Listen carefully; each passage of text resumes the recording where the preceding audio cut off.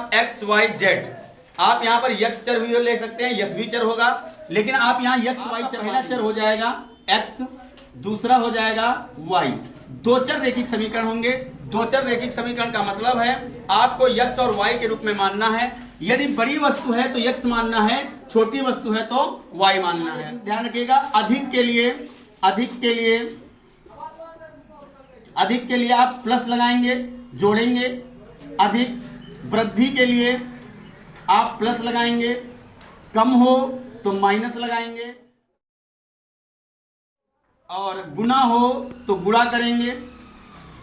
ये आपको याद रखना है। इसी प्रकार देखिए, आप एक्सरसाइज पे हम आपको लेके चल रहे हैं। एक्सरसाइज में दिया गया 4.1 में एक नोटबुक, प्रश्न है एक नोटबुक की कीमत एक कलम की कीमत से दोगुनी है। क्या? अभी मैंने बताया था गुना हो तो गुणा कर देना। यहां पर नोटबुक और कलम के विषय में बताया गया है। नोटबुक अधिक वस्तु में अधिक पैसे में मिलेगी और कलम जो है आपको कम पैसे में मिलेगी। तो यहां पर बड़ी वस्तु कौन सी है? तो सबसे पहले आप मान लेंगे, माना नोटबुक की कीमत बराबर x रुपए, कितने? अब माना पेन की कीमत y रुपए। अब आपको क्या करना है, यहां पर बराबर दिखाना है। जब समीकरण आप बनाएंगे तो अधिक वाली वस्तु में आपको कुछ नहीं करना है, ना गुना करना है, ना अधिक करना है, ना जोड़ना है, ना घटाना है। आपको क्या करना है, x बराबर, रिएक्शन को कंप्लीट करना है, दोनों को बराबर करना है। देखिएगा, ये x पहले से ही बड़ा है, नोटबुक की कीमत अधिक थी, और इसने बताया नोटबुक की कीमत जो है एक कलम की कीमत से दोगुनी है। ये दुगुनी है, ये दोगुनी कम है। इसलिए आपको जो गुना करना हो वो छोटे वाले पद में, बराबर के उस पर छोटे वाले पद में करिए। अंडरस्टैंड? देखिए, आपको दो गुना किसमें कर देना है। हमें ये इक्वेशन जो है, इक्वेशन आपकी बराबर हो गई। अब आप क्या करेंगे, बराबर के उस पार से इस तरफ ले आइए। x माइनस का 2y बराबर क्या बच गया? 0। ये आपकी हो गई समीकरण। यही आपसे केवल पूछ रहा था, रेखिक समीकरण में आपको बदलना था।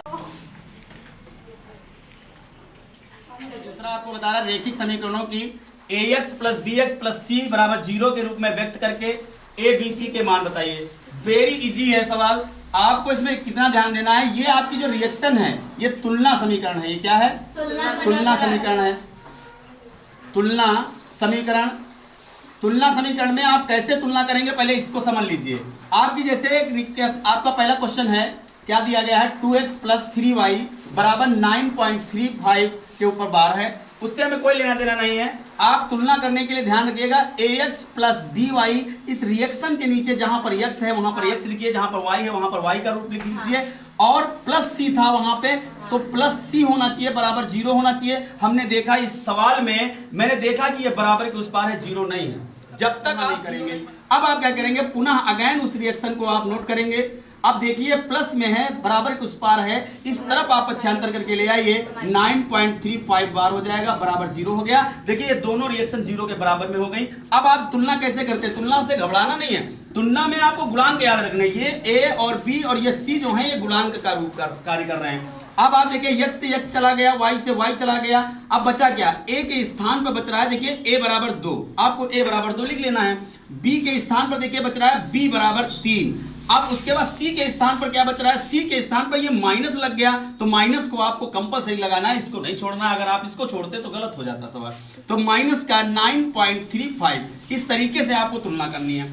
डायरेक्ट आपको क्या याद रखना है, x के लिए a है, y के लिए b है, और अतः पहला सवाल उठाएंगे, 2x प्लस 3y माइनस का 9.35 कर लेंगे, बराबर 0 कर लेंगे, और लिख देंगे ax plus by plus c बराबर 0 से क्या करने पर, तुलना करने पर। और आप आसानी से तुलना कर सकते हैं। कैसे?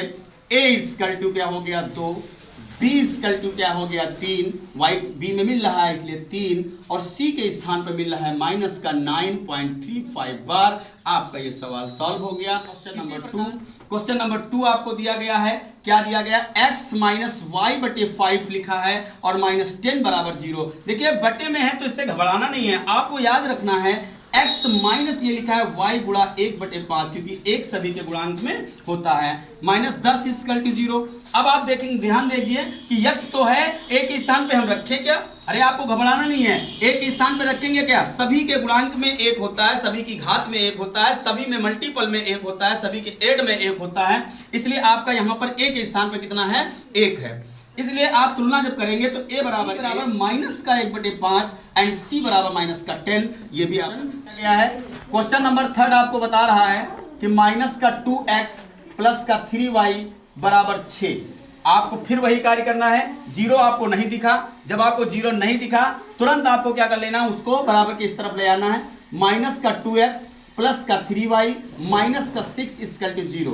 अब आप तुलना कर दीजिए, क्या a बराबर, देखिए पहले ही आपको माइनस मिल गया, तुरंत आप माइनस लगा दीजिए। b बराबर आपको 3 मिल गया, 3 लिख लीजिए। c बराबर आपको माइनस का 6 हो गया, बस आपको यही आंसर। एक बात और ध्यान देनी है, अगर बाई चांस यहाँ पर y की वैल्यू नहीं दी जाए, y की वैल्यू नहीं है, तो y की जब वैल्यू नहीं है तो b का स्थान नहीं है, तो b का स्थान क्या है? 0। अगर x की वैल्यू नहीं है, x भी नहीं है, तो आपको a के स्थान पर क्या दे देना है? 0। क्वेश्चन है, बहुत ही इजी है, आपको ये ध्यान देना है, x बराबर y आया, हमारी इक्वेशन होनी कैसी चाहिए? ax plus by plus c के रूप में होनी चाहिए, बराबर 0 होना चाहिए। हमने देखा यहाँ पर y है, x है, c नहीं है, कोई बात नहीं, घबराने की जरूरत नहीं है। उधर से इस तरफ ले आइए, पक्षांतर कर लीजिए, x माइनस 3y हो गया, बराबर आप लगा लीजिए 0। अभी आपने देखा कि c का मान नहीं दिया गया, हमने कहा जो गायब हो उसके स्थान पर 0 आपको रख देना है। तुलना कर लीजिए, a बराबर 1, b बराबर माइनस का 3 और c बराबर जब कोई स्थान नहीं है तो क्या है? c बराबर 0। इसी तरीके से क्वेश्चन आपको फिर दिया गया, देखिए ये क्वेश्चन क्या बोल रहा है, क्वेश्चन नंबर 5, 2x बराबर 5y। देखिए उसी तरीके का सेम क्वेश्चन है, आपको क्या करना है, तुरंत 2x minus 5y equal to कर देना है 0 और तुरंत तुलना कर दीजिए, क्या a बराबर कितना है? 2, b बराबर कितना है? माइनस का 5, तो c बराबर स्थान नहीं तो क्या है? 0 है। इस तरीके से एक्सरसाइज 4.1 का क्वेश्चन नंबर 2 में आपका क्वेश्चन नंबर 2 भाग का छठा क्वेश्चन है। छठा क्वेश्चन में आप देख रहे हैं कि 3x प्लस 2 है बराबर 0 है। देखिए यहाँ पर कुछ गायब है, क्या गायब है? y गायब है। आप समझने का प्रयत्न करेंगे, y जब गायब है तो आप अगर ज्यादा डिस्टर्ब में रहें तो आप इस तरीके से भी कर सकते हैं, 3x प्लस 0y, क्या बोल सकते हैं? 0y। अगर 0 से आप गुणा करेंगे चर में तो वो 0 ही हो जाएगा, और प्लस का 2 बराबर 0, बस आप तुलना कर दीजिए, a बराबर 3, b बराबर 0, c बराबर 2। इस तरीके से आपका ये भी सॉल्व हो गया। क्वेश्चन नंबर 7, क्वेश्चन नंबर 7 क्या है? क्वेश्चन नंबर 7 बोल रहा है y माइनस 2 इक्वल टू 0। इसमें आपको क्या करना है? कुछ भी नहीं करना। देखिए x गायब है, आप 0x कर लीजिए, प्लस लगा लीजिए, y माइनस 2 बराबर 0। तुरंत आपका देखिए रूप मैंने बना दिया, ax plus by plus c equal to 0। अगर आपको इस तरीके से बना दिया गया, तुरंत आप तुलना कर लीजिए, a बराबर 0, b बराबर देखिए इसके गुणांक में कुछ नहीं है तो 1 है, और c बराबर क्या हो गया? माइनस का 2 हो गया। ये आपका इस तरीके से सॉल्व हो गया। इक्वल टू 8 नंबर क्वेश्चन इसी का, 5 इक्वल टू 2x। अभी क्या करना है? 2x को 5 दे दीजिए चल के, और पक्षांतर करेंगे, इधर से लिखेंगे माइनस का 5 इक्वल टू 0। हमने देखा y नहीं है, जब y नहीं है तुरंत आप y के स्थान पे स्थान दीजिए, क्या?